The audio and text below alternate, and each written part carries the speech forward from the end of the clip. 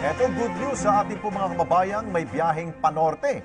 Asahan na daw ho mas mabilis o bibilis pa ang inyong biyahe sa North Luzon Expressway sa harap ng proyektong road widening ng Manila North Tollways Corporation o MNTC. Ulat mula kay Kenneth Pasyente.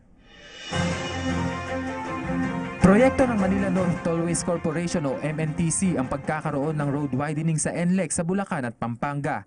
Sa ilalim ito ng 2.6 billion na Public-Private Partnership Project o PPP ng gobyerno.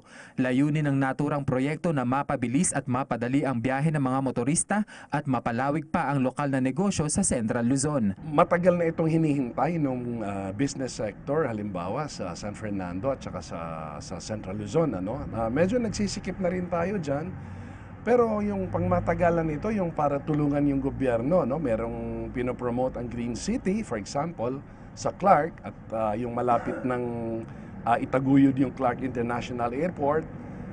Tulong ito lahat doon sa PPP program ng government at palagay namin, malaking bagay ito pag lumuwag na yung travel to Clark.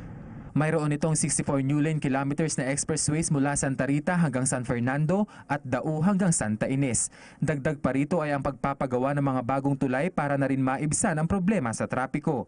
Pero paglilinaw ng MNTC, hindi pa tapos ang kabuoang proyekto at hinihintay pa ang pag-aproba ng Transportation Research Board para sa opisyal na pagbubukas ng mga kalsada sa mga motorista. Hindi pa, may mga areas na talagang ginagawa pa natin at syempre bago ito i-turn over sa mga motorista, sa mga customer natin, kailangan inspeksyonin din yan ng government at yung mga permits na yon nasa proseso na.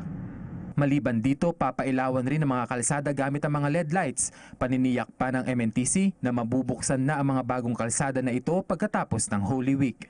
Para sa PTV News, Kenneth Pasyente.